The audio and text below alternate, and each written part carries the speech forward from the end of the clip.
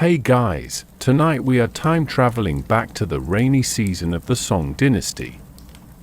You are about to become a Song Dynasty scholar official, stuck at home on a drizzly, grey day with no internet, no streaming services, and honestly, not much to do except be incredibly, authentically, and poetically bored. You might think you're prepared for a day of forced relaxation, but let's be real. Without your phone, you may just find the excitement in watching paint dry, or in this case, ink dry. So, before you get comfortable, take a moment to like the video and subscribe, but only if you genuinely enjoy what I do here. And down in the comments, I'd love to know which city you're listening from and what time it is for you right now. Now, dim the lights, maybe turn on a fan for that soft background hum, and let's ease into tonight's journey together. Section 1. The first thing that greets you is not an alarm clock, but a sound, a deep, resonant, and slightly mournful boom that rolls through the pre-dawn darkness of Beijing, the capital. It's the dawn drum from the government office, a signal for the city gates to creak open and for the bureaucratic machine to start groaning to life. You peel your eyes open, the sound seeping through the latticed window of your bedroom. The space around you is dim, furnished with simple, elegant dark wood. You don't get up immediately. Instead, you lie there, listening. And that's when you hear it, the soft, persistent, pattering rhythm on the ceramic roof tiles above. It's not a storm, not a downpour. It's just rain. A steady, monotonous, all-day kind of rain. You let out a long, slow breath. The morning court audience is undoubtedly cancelled. No trudging through muddy streets in your official robes today. A small, guilty thrill of relief washes over you. This is your unexpected holiday, a day gifted by the heavens, wrapped in grey clouds and the scent of wet earth. You swing your legs out of the bed, your feet finding the cool wooden floor. You shuffle over to the window, pushing the wooden shutters open just a crack. A mist of damp, cool air kisses your face. The world outside your courtyard wall is a watercolor painting washed in shades of gray and muted green. The branches of the plum tree in your small garden are drooping, heavy with moisture. The moss between the paving stones looks impossibly, vibrantly green. The street beyond your compound is quiet, the usual morning hustle of cart wheels and hawkers' cries subdued, replaced by the steady drip, drip, drip from the eaves and the distant, hollow gurgle of a drain. This is the reality of an urban rainstorm in 12th C. Enchuri, China. The main historical point here is the sophisticated timekeeping and urban management system of the Song capital, using drums and bells to regulate the city's daily rhythm from towering bell and drum towers. A fun, slightly weird little fact is that the city's drainage system, while advanced for its time, wouldn't stop some streets from turning into shallow rivers, and historians have found complaints in personal diaries about neighbors secretly diverting gutter water onto someone else's property. As for what the exact, official protocol was for cancelling court due to weather, and whether everyone got a true rain date off, well, historians are still debating the specific bureaucratic paperwork and excuses required. But for you, right now, it doesn't matter. The drum has sounded, the rain is falling, and your day of quiet, indoor captivity has officially begun. Section 2. The damp chill from the window coaxes you into your layers of clothing, soft, linen undergarments followed by a dark, wide-sleeved robe. You tie a simple sash around your waist, a feeling of informal comfort settling over you. No stiff, elaborate court attire today. Your feet, still bare, carry you across the cool floor and out of your bedroom, down a short, covered walkway that lines your small courtyard. The rain creates a shimmering curtain around this open space, and the sound is amplified here, a gentle roar that already feels like the only sound in the world. Your destination is the heart of your home on a day like this, your study. You slide the wooden door open and step inside. It's a small room, but it's yours. The air here is different, still and dry, carrying the faint, beloved aroma of old paper, ink, and the sandalwood of your desk. This is your sanctuary. Your eyes sweep across the room, taking inventory of your treasures. Against one wall stands a large, floor-to-ceiling bookcase, its shelves bowed slightly under the weight of countless book scrolls and the newer, more modern thread-bound books. A mainstream historical fact you're living with is the Song Dynasty's printing revolution. Woodblock printing is booming, making books more accessible than ever before, which is why a middle-ranking official like you can own a small library. Your desk, a vast, polished expanse of zitten wood, sits squarely before another large window that looks out onto your dripping wet garden. On it rests a heavy, exquisitely carved inkstone, a water dropper shaped like a little bronze fish, a couple of well-worn rabbit hair brushes, and a stack of blank paper. This is your command center for a rainy day. You run your fingers along the edge of the desk, a familiar gesture. A little, quirky piece of knowledge about a room like this is that Song scholars were obsessed with scholars' objects, not just functional tools, but artistic statements. Your inkstone might have a song to it, a specific, pleasing sound it makes when the ink stick is rubbed against it, and you probably chose your water dropper not just for function, but for the story behind its design. The debate among historians, of course, is just how much of this was genuine aesthetic appreciation and how much was subtle, performative social signaling to show off one's taste and refinement to visitors. But right now, there are no visitors to impress. It's just you, the rain, and the quiet potential of the empty paper waiting on your desk. You pull out the chair, a simple, high-backed wooden seat with a woven rattan seat, and sit down, the weight of the grey day settling around you like a cloak. The world outside the window is soft and blurred, but in here, in your study, everything feels sharp and clear and waiting. Section 3. With a sigh that is more contentment than weariness, you reach for the ceramic water jar. You pour a small, careful amount of clean water into the hollowed, polished surface of your inkstone. The droplet hits the stone with a soft, distinct plink, a sound that seems to anchor you firmly in the moment.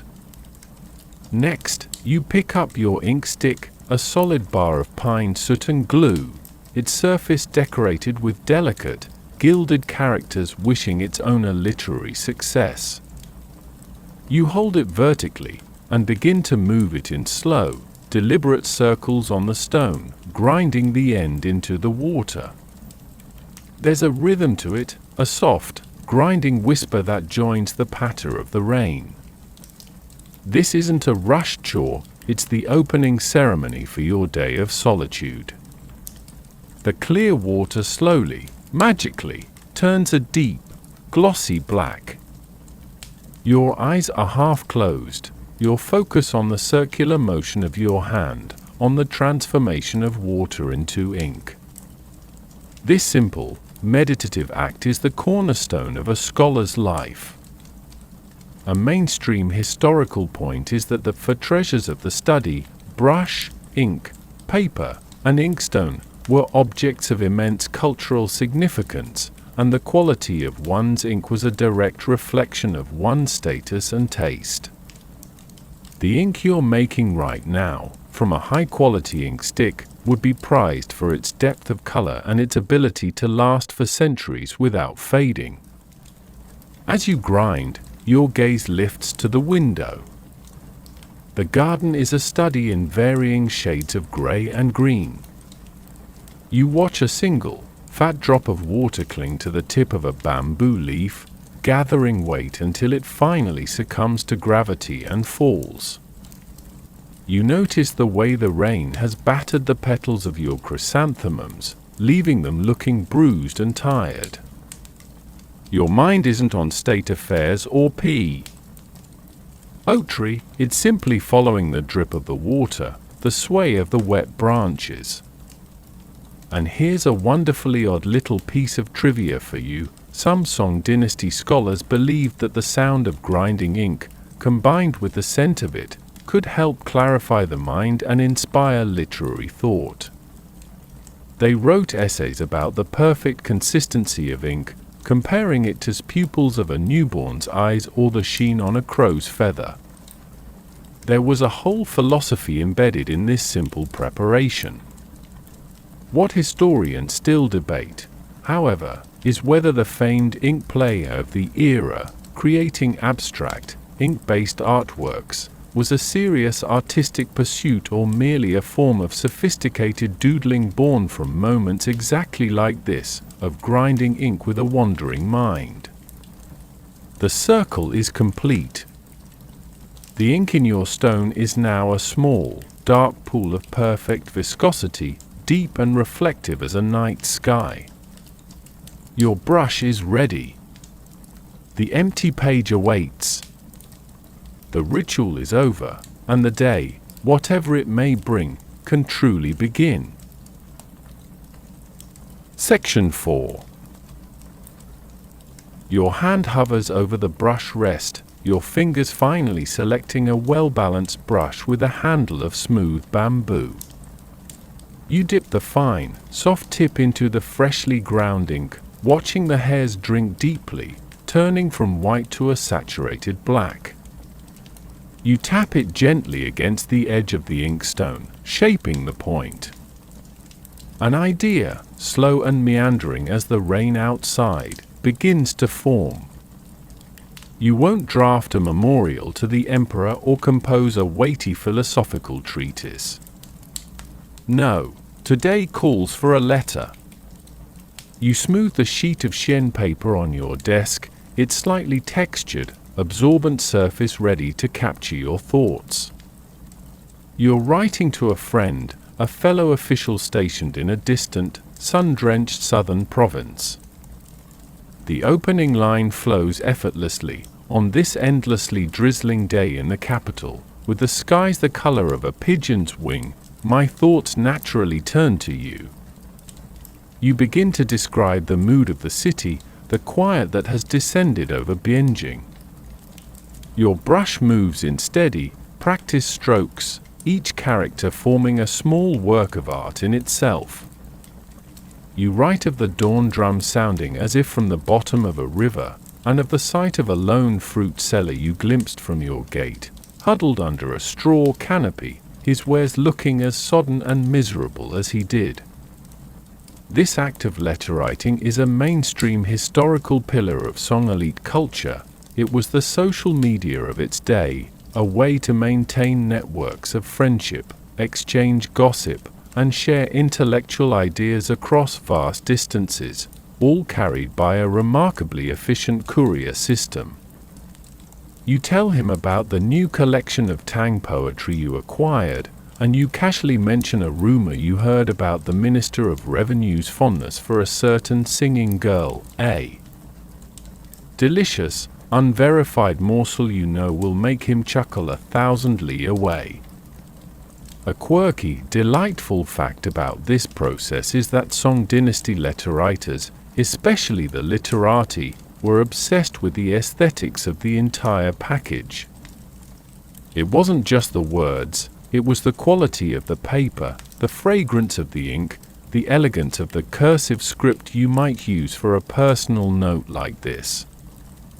Some even perfumed their stationery or sealed their letters with intricately carved personal seals using vibrant red cinnabar paste, turning correspondence into a multisensory experience. The historical debate that lingers, of course, is over how much of the profound friendship and nostalgia expressed in these surviving letters was genuine heartfelt emotion, and how much was a conventional literary trope, an expected performance of cultured sentiment. But as you pause, listening to the rain and wondering if your friend is enjoying clearer skies, the feeling seems real enough to you. You sign your name with a final flourish, then reach for the small, heavy stone seal and the pot of red paste, ready to stamp this little piece of your rainy day and send it out into the world. Section 5. The red impression of your seal is still fresh on the letter, a stark, waxy mark on the paper when a sound cuts through the rain's monotony, a firm, familiar knock at your main gate. Your eyebrows lift in surprise. Who would be out in this weather? You hear the soft, shuffling steps of your elderly servant, Old Wang, heading to answer it, followed by the groan of the wooden bolt being drawn back. Muffled voices exchange greetings. A moment later, a figure appears at the open doorway of your study, shaking out a drenched, oiled paper umbrella with a theatrical shudder. It's your friend, Magistrate Li, his official robes hitched up to avoid the mud, his boots dark with water. I was passing by and saw your lamp lit, he announces, though his route makes no logical sense. I thought I'd rescue you from your own profound boredom. You rise, a genuine smile breaking through your quiet solitude. Or perhaps you sought rescue from the dampness of your own home, you retort lightly, gesturing for him to enter. He steps inside, bringing with him the fresh, petrichor scent of the storm and the faint, humid chill clinging to his clothes. He shrugs off his damp, heavy outer robe, and you hang it carefully on a wooden stand near the door, where it begins to drip a small, dark puddle onto the floorboards. This impromptu visiting, this casual dropping in, was a common feature of urban life for the Song elite. The mainstream historical reality is that for educated men in the cities, social networks were tight, and leisure time was often spent in each other's company, discussing art, politics, or simply sharing a meal. Your study, once a sanctuary for one, is instantly transformed into a salon for two. A wonderfully odd little detail about such a visit involves the umbrella. Oil paper umbrellas were a common sight on Song streets, but they were also a marker of status. A scholar's umbrella might be painted with a delicate landscape or a line of poetry, turning a practical object into a personal statement. Magistrate Li's, you note, is a simple dark blue, but of obviously fine craftsmanship. And here's a piece of trivia that would make any modern host smile. There was an unspoken etiquette to these surprise visits. A guest, especially one arriving in inclement weather, was expected to stay long enough to be polite, but not so long as to become a burden, a delicate social dance that everyone understood. Historians still debate the precise nuances of this etiquette, analyzing diaries and letters to figure out just how long was considered the perfect impromptu visit on a rainy afternoon. But for now, the debate is irrelevant. Your friend is here, his presence a welcome disruption to the day's slow, quiet rhythm. The empty chair across from your desk is no longer empty, and the sound of the rain now has a companion, the sound of conversation. Section 6. With a guest in your study, the solitary rituals of the day shift into social ones. The rain has seeped into my bones, Magistrate Lee declares, rubbing his hands together. A cup of tea would be most welcome. You nod in agreement, it is the only proper response. You call out softly to old Wang, and soon the old man brings in a tray laden not with simple cups, but with the specialized tools of the craft. The centerpiece is a small, black, ceramic tea bowl, its interior glazed a stark white to better judge the color of the foam. Beside it rests a bamboo tea whisk, its fine, tightly wound tines looking like a strange, delicate brush. This is the heart of the Song Dynasty tea ceremony, a mainstream historical practice that was less about quiet meditation and more about a dynamic, skillful, and highly competitive performance. You are not just making a drink, you are preparing a paste. You take a small, lacquered container and scoop out a portion of the tea, not loose leaves, but a brick of compressed tea that has been ground into a fine, dark powder. You place 2 scoops into the bowl. Meanwhile, old Wang has set a small, singing iron kettle over a charcoal brazier in the corner of the room. The water, you note with a critical ear, is just reaching the shrimp eye stage, the first, tiny bubbles forming and hissing at the base of the pot, the perfect temperature. You pour a small amount into the bowl, just enough to transform the powder into a thick, fragrant sludge. Now comes the skilled part. You pick up the whisk, and with a quick, practiced wrist, you begin to whip the mixture. It's a vigorous, almost athletic motion. The room is silent except for the soft, rhythmic swish-swish-swish of the bamboo against the ceramic and the steady rain outside. A quirky, fun fact about this entire process is that the Song Dynasty elite didn't just drink their tea, they judged it. The quality of the foam, its whiteness and its persistence, was a direct measure of the host's skill and the quality of the tea itself.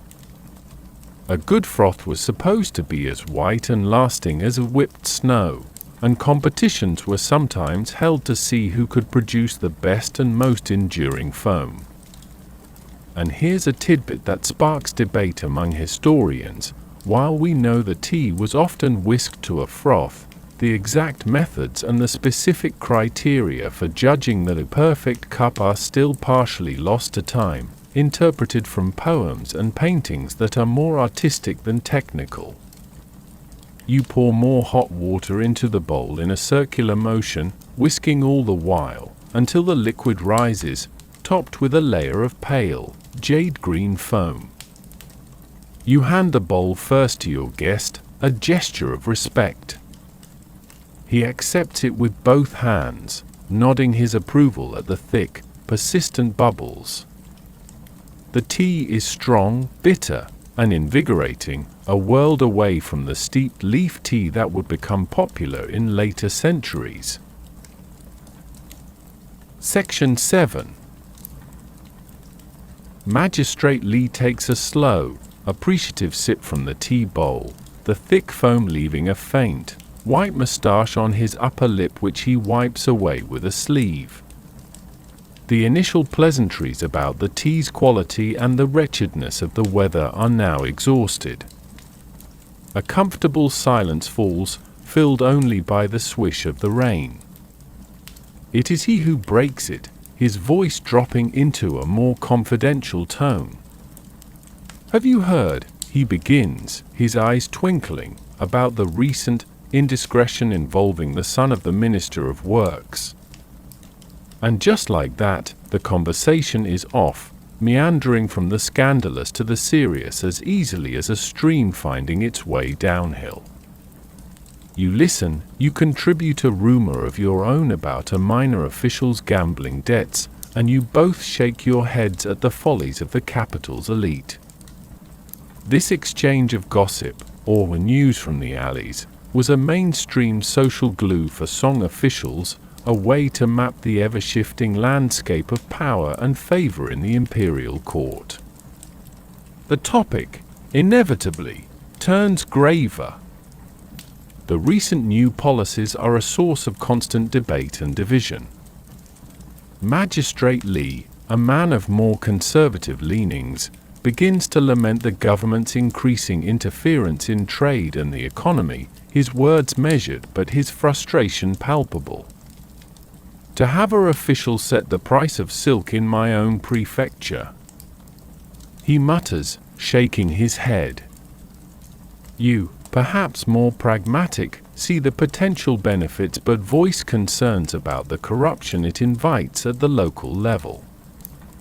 This is the core of Song political life, intense philosophical and policy debates that could make or break careers, all discussed in the privacy of a scholar's study over tea.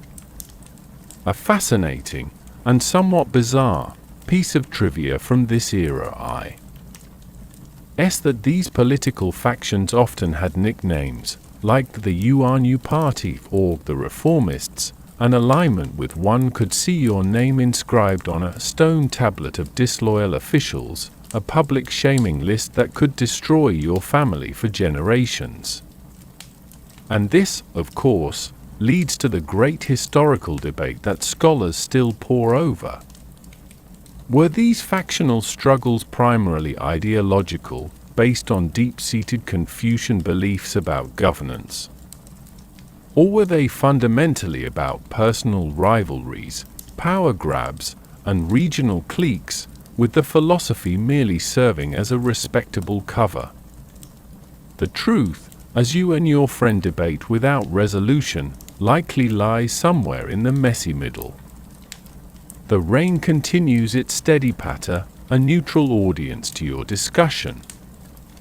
There is no anger, only a shared, weary understanding of the complexities of the world you both navigate.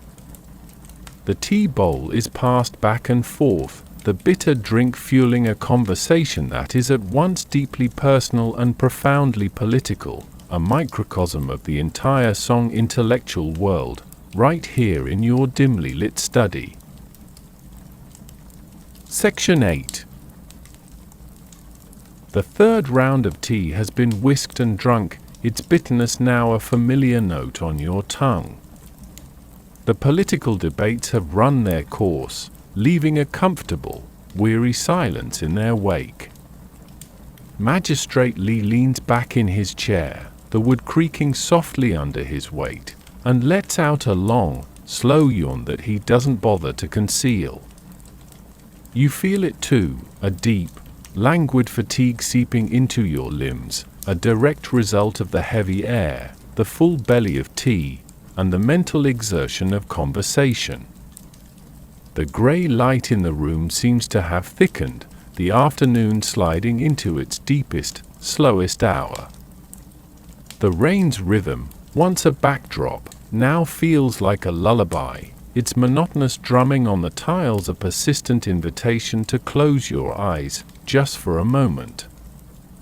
This postprandial drowsiness, this afternoon slump, was a well-recognized phenomenon, even 1,000 years ago.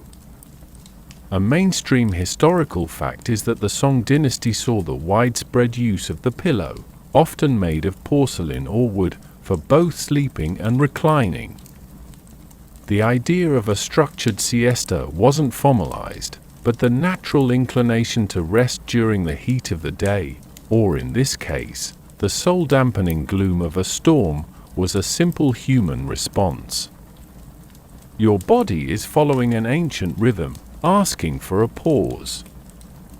You see your guest's eyelids growing heavy, and you fight a similar urge, your gaze drifting from the scrolls on your shelf to the soft, hypnotic dance of the raindrops on the window's paper panes. A wonderfully quirky piece of knowledge is that some Song Dynasty texts, especially medical guides, actually advised against sleeping during the day, warning that it could lead to phlegm accumulation and a general lethargy of the spirit. They recommended quiet sitting or meditation instead. However, a fun counter-trivia is that numerous poems and personal accounts from the era lovingly describe the sheer, irresistible pleasure of a daytime nap, especially to the sound of rain, suggesting that people then, much like now, often ignored medical advice in favor of a good doze. Historians, of course, are still debating the actual sleep habits of the Song elite, trying to parse how much the ideal of the ever-vigilant, self-cultivating scholar conflicted with the reality of sleepy afternoons.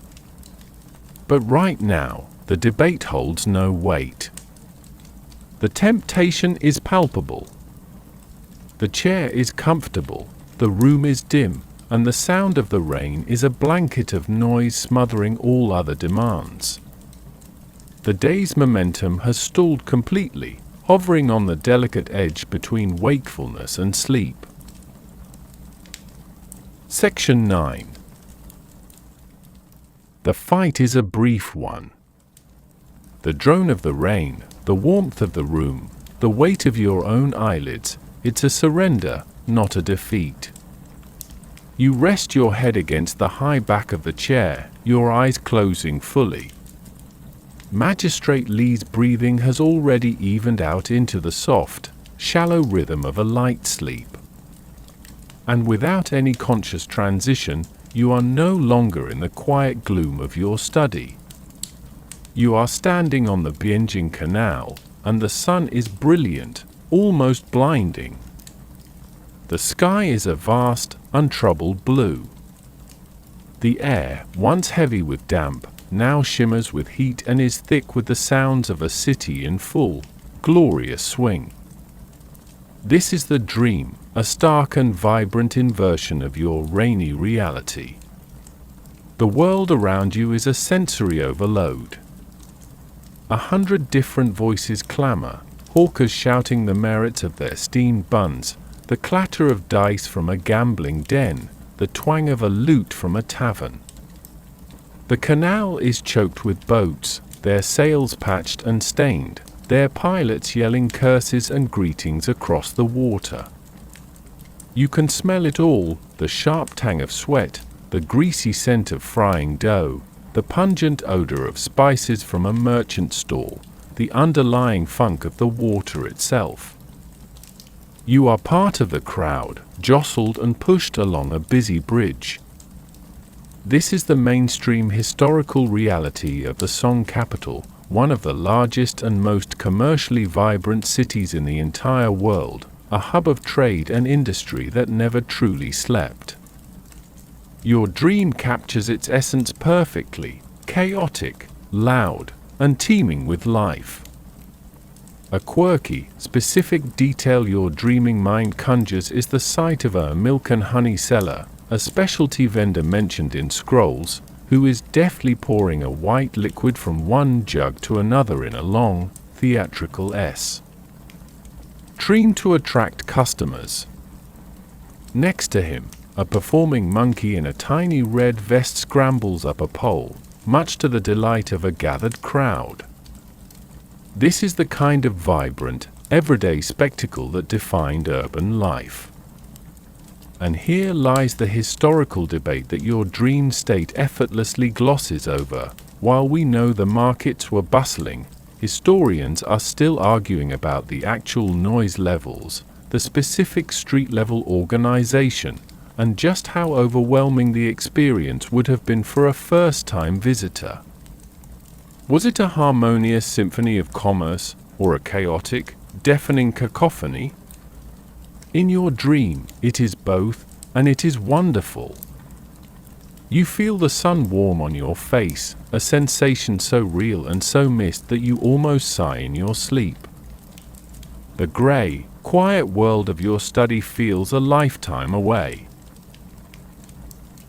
Section 10. A sound, sharp and out of place, slices through the sun-drenched chaos of the market. It's the clatter of a bronze water jar, knocked over by your guest's sleeve as he shifts in his sleep. The dream shatters. The blazing sun, the shouting crowds, the smell of fried dough, all of it evaporates in an instant. You jolt awake, your eyes flying open. For a disorienting second, you don't know where you are.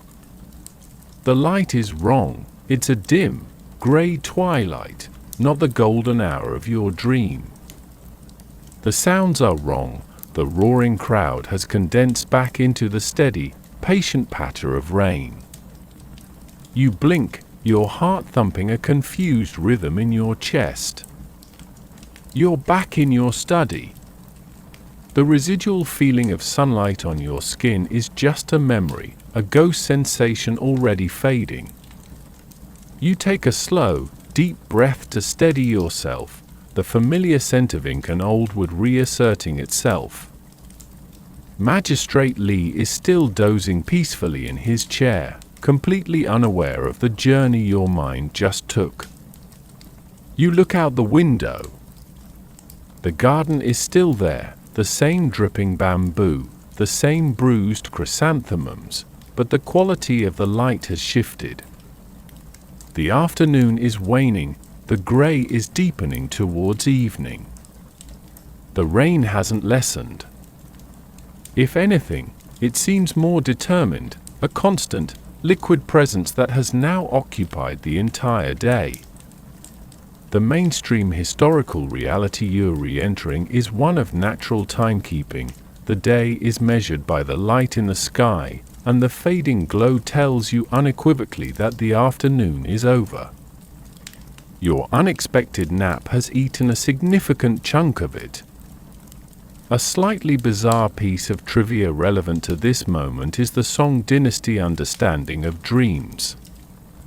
Some scholars, influenced by medical and philosophical texts, believed that dreams were caused by wandering spirits leaving the body, or by imbalances in the body's vital energies. Waking up disoriented, like you just did, might have been explained as your spirit taking a moment to find its way back to its physical vessel.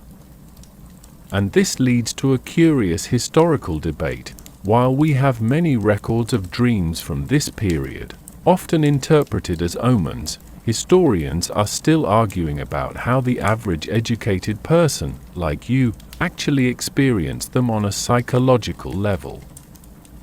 Were they seen as mystical messages, or merely as the strange, involuntary stories the mind tells itself during rest? You don't feel like you've received an omen. You just feel the vague, melancholic longing for the sun that your dreams so vividly provided. You stretch your stiff limbs, the wooden chair having left a dull ache in your back. The dream is gone, but the rain remains, a steady, grounding rhythm pulling you fully back into the calm, dim reality of the here and now. Section 11. Magistrate Lee stirs, blinking himself awake with a grunt of confusion. He looks around, gets his bearings, and offers you a slightly embarrassed smile. The rain, he says by way of explanation for his nap, and you both share a quiet, understanding laugh. He stretches, declares he has overstayed his welcome and should brave the journey home before the light fails completely. You see him to the gate, helping him back into his still damp outer robe and handing him his umbrella. With a final wave, he steps back out into the silvery downpour, and you slide the bolt shut, returning the compound to its solitary silence. Back in your study, the energy has shifted again. The social interlude is over. The nap has left you feeling soft and unstructured, not quite ready for deep thought or more writing. So, you turn to your books. You don't go to your desk. Instead, you walk to the tall bookcase, your fingers trailing over the ends of the scrolls and the cloth-covered cases of the thread-bound books. This isn't a search for knowledge, it's a search for comfort, for distraction. You pull out a volume at random, a travelogue of the strange and wonderful sights of the southern provinces. You don't read it properly, you simply amble through it. You flop back into your chair by the window, the book open on your lap, and you flip through the pages, your eyes skimming the text but lingering on the occasional woodblock print illustration. Here is a drawing of a multi-armed statue from a foreign temple. There, a description of a fruit that tastes like sweetened wind. A mainstream historical fact you're engaging with here is the explosion of literary genres during the Song, travel literature, local gazetteers, and collections of strange tales were immensely popular, satisfying a growing curiosity about the world beyond one's own walls. A wonderfully quirky habit of Song scholars, which you are now perfectly embodying, was the practice of bygone, or border browsing, reading a little bit here and a little bit there, without a fixed purpose. It was considered a legitimate form of intellectual leisure. A fun, specific piece of trivia is that some of these books, especially the ones on strange tales, contained what we might now call fake news, wildly exaggerated accounts of foreign lands with people who had faces on their chests or dogs that could recite poetry, and scholars would debate their veracity in letters to each other.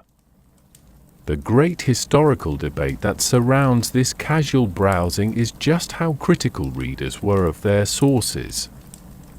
Did they believe these fantastical accounts, or did they read them as we read science fiction, for entertainment and imaginative expansion? You look at the drawing of the multi-armed statue, a skeptical eyebrow raised. You don't quite believe it, but you enjoy the possibility.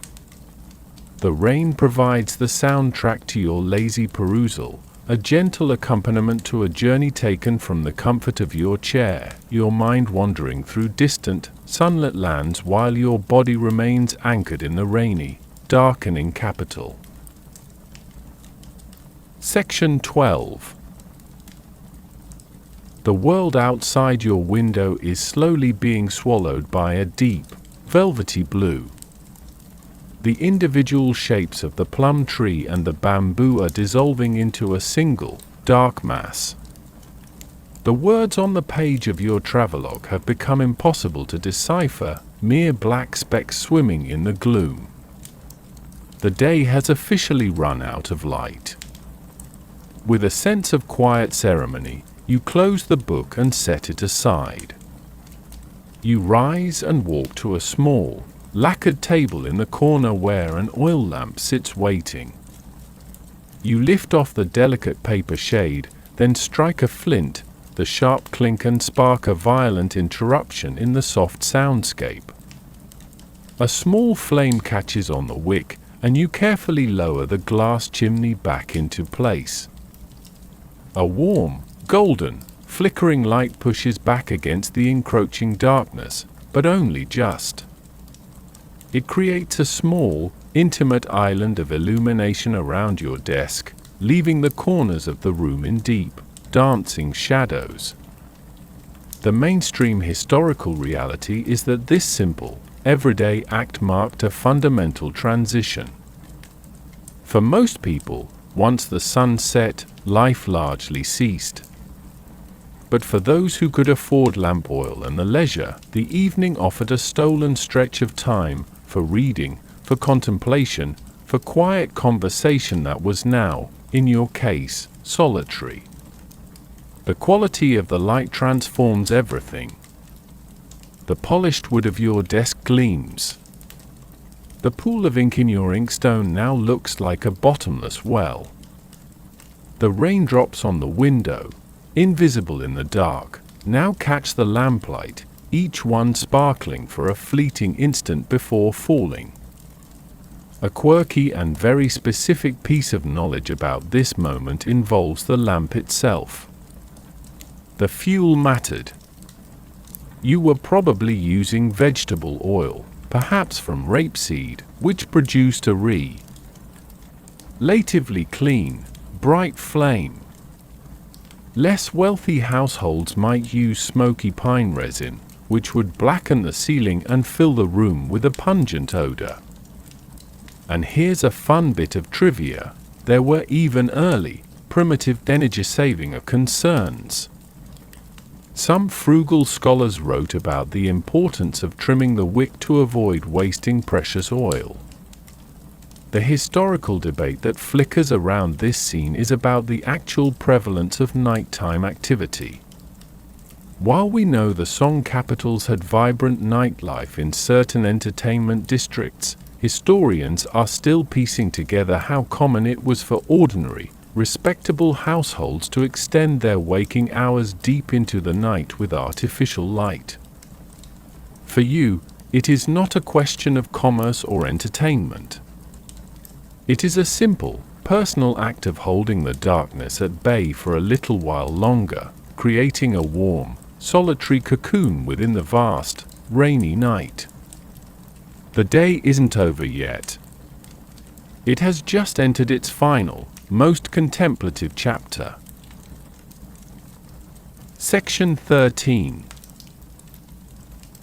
The gentle glow of the lamp does more than just illuminate the room, it seems to sharpen your senses. And one sense in particular makes itself known, the hollow, faint gnawing of hunger in your belly.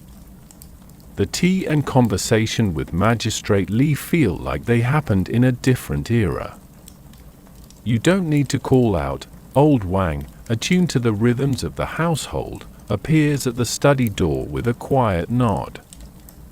A short while later, he returns, bearing a simple black lacquered tray. The evening meal is not a grand affair. There is a small bowl of steaming, congee, rice porridge, gentle on the stomach, topped with a few slivers of salted duck egg and a sprinkle of fragrant scallions.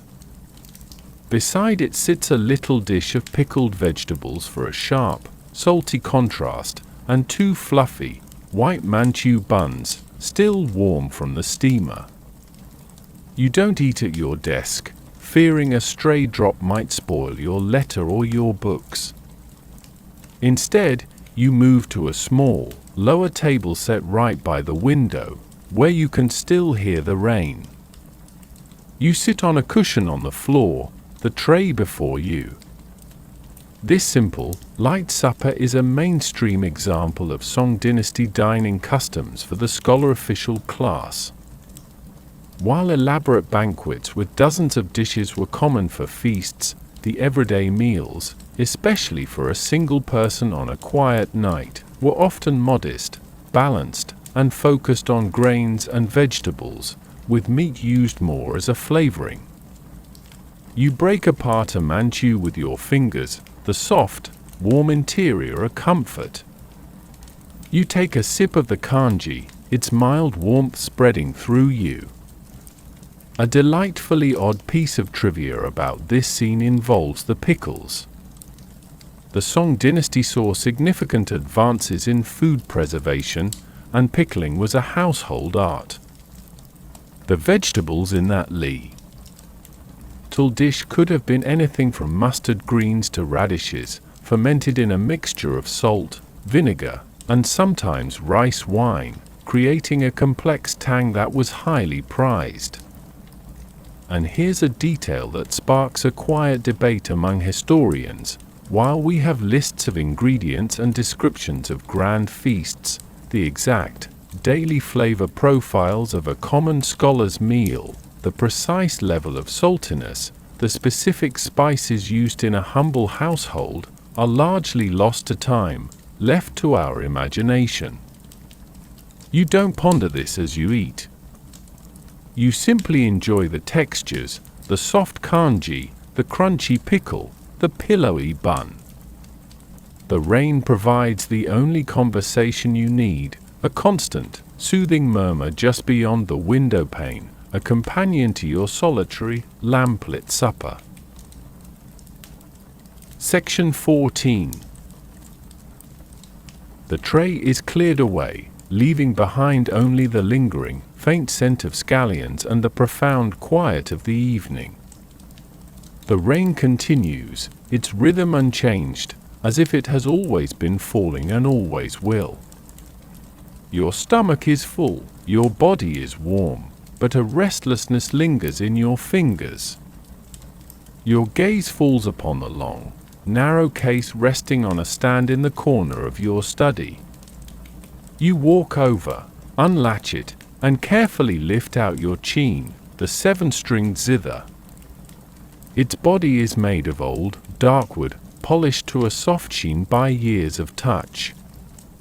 You carry it back to your desk and lay it gently on the silk cloth always kept there for this purpose. You don't play a song. There is no melody in your mind. Instead, you lightly press your left fingers on one string, feeling the smooth, coiled silk under your skin, and with your right hand, you pluck. A single, resonant note hangs in the air, pure and deep, its vibration seeming to physically push against the silence. You let it fade completely before plucking another, and then another. This is not performance, it is conversation, a dialogue between you and the instrument, and the rain is the audience. The mainstream historical significance of the chain is immense. It was considered the ultimate instrument of the scholar, a tool for self-cultivation and spiritual refinement, its music meant to be played for oneself or a few understanding friends, never for public display. A quirky and beautiful fact about the chain is the names given to its various techniques and even the sounds it produced. A specific vibrato was called gazing at the distant clouds, and the act of lightly touching a string to produce a harmonic was known as a cicada alighting on a cold branch. Players sought to emulate the sound. DS of nature, of flowing water, of wind in the pines, making it the perfect instrument for a night like this. And, as with so many things, historians are still debating the exact tuning systems and playing styles popular during the Song Dynasty, as the notation used was often more a poetic suggestion than a precise technical manual. But you aren't reading notation. Your right thumb brushes across several strings, producing a cluster of notes that sound like water dripping from a leaf into a still pond. It is an imperfect, fleeting sound, gone almost as soon as it is born, merging seamlessly back into the sound of the actual rain outside. You play a few more sparse, wandering notes, a hummed melody without a name forming in your throat, a quiet, personal soundtrack to the end of the day. Section 15. The final, fading resonance of the chain string merges back into the ambient hum of the night, and a deep, final stillness descends upon you. The day, which had stretched out in a long, grey ribbon, has reached its natural end. There is nothing left to read, no one left to write to, no more notes to play. With a slow, deliberate movement, you place the chain back into its padded case, latching it securely. You stand and walk to your desk, your shadow looming large and flickering on the wall behind you. Your eyes fall upon the lamp, its flame still dancing brightly within its glass chimney. You lean over it, take a soft breath, and blow. The room is plunged into an immediate and profound darkness.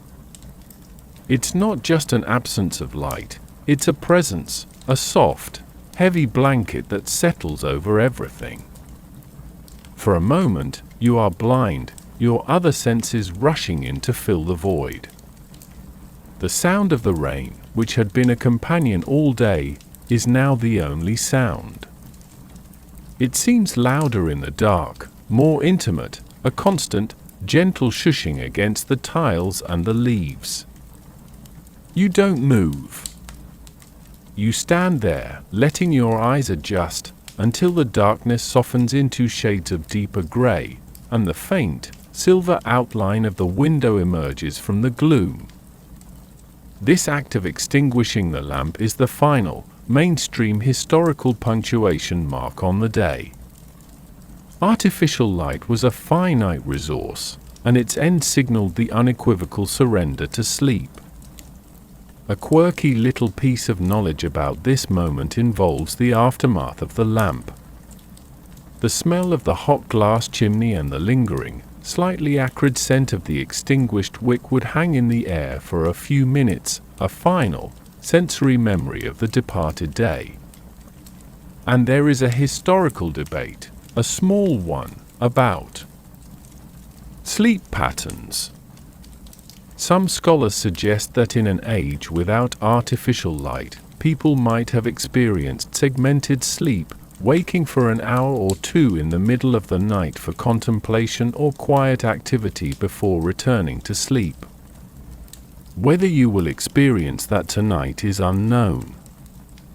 You feel your way slowly, carefully, out of the study and towards your bedroom, the wooden floor cool beneath your stockinged feet. The rain's rhythm is now a part of you, a pulse that matches your own slowing heartbeat. You have lived an entire, small lifetime within the confines of this single, rainy day. There are no more tasks, no more thoughts. There is only the darkness, the cool sheets awaiting you, and the endless, patient, sleep-inducing sound of the rain.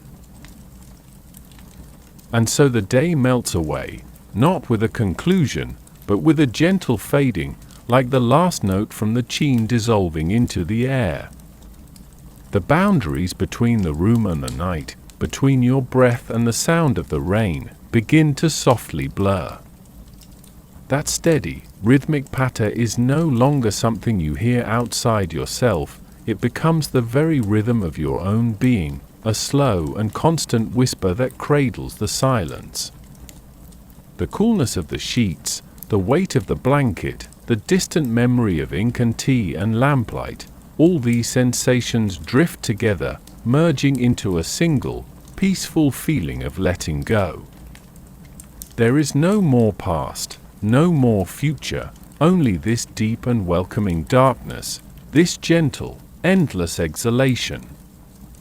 The rain has woven its story through your hours, and now it weaves you into your dreams, a soft, murmuring lullaby that needs no words, carrying you away on its timeless, tranquil stream, the quiet journey into the heart of the night, where every slow breath is a step deeper into rest, and the world is finally, perfectly, still.